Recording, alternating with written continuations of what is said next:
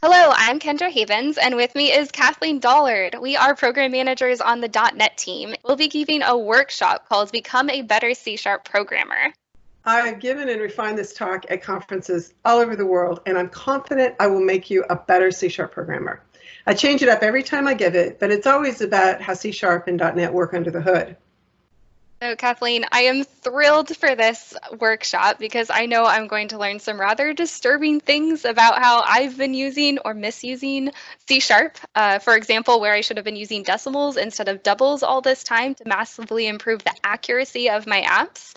But if we don't confront those little things that we don't know or remind ourselves of the great advice we have forgotten, we won't improve. That's right. .NET Core has been around a long time, and it's really easy to have missed things or to have forgotten them. We'll also cover some C# features, including answering all your questions on nullability and pattern matching in C# 8, as well as brand new C# 9 features. And you will be joining me.